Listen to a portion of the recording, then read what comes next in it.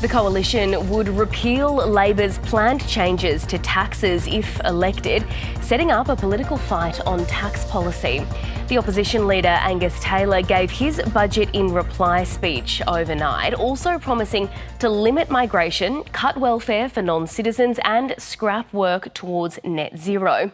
Political reporter Isabel Rowe joins me now from Parliament House in Canberra. Hi there, Isabel. So this was all part of Angus Taylor's budget reply. What's he aiming for here?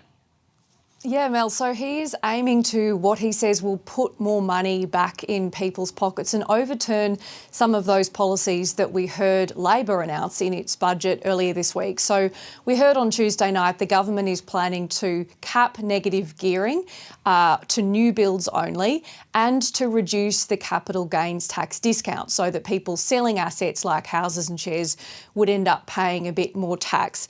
Now, the opposition says it would scrap both those two policies entirely if it were elected to office and do something else, and that is tie income tax rates to inflation to prevent bracket creep. Now, bracket creep is this thing that happens where inflation pushes your tax up to potentially the next tax bracket, but your buying power isn't increased because of that same inflation. So Angus Taylor says he will do this by addressing the bottom two tax brackets first, and then by 2031 he would extend it to all tax brackets.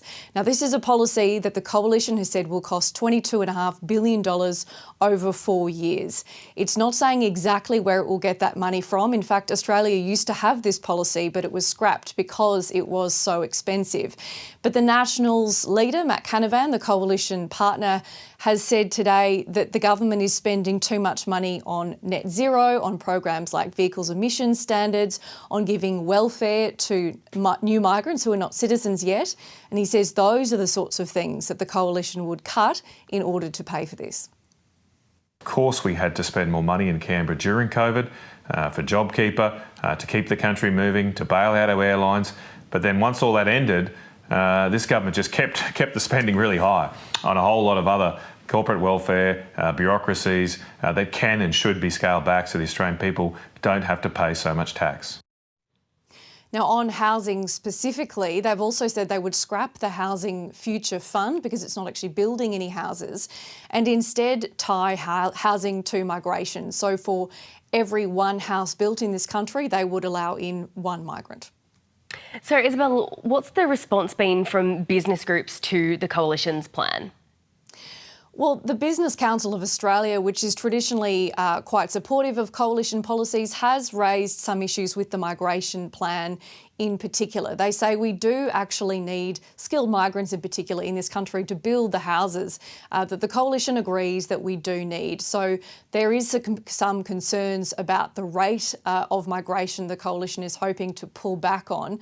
There is some happiness, though, at the plans for tax reform. They do encourage the government to be doing some of those things that could address bracket creep. We've heard from the Treasurer Jim Chalmers this morning from the government's response. They've called this budget nonsense, that it's not costed and that it's not addressing the actual problem that the country has, which is housing. Ours is a plan to strengthen the economy.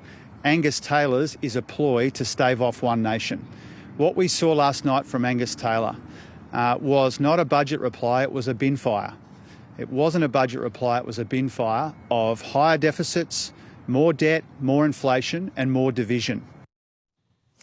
Jim Chalmers there, and we should point out that the government has also flagged that it does want to address bracket creep in similar ways to reduce income tax, but those exact plans are yet to be laid out.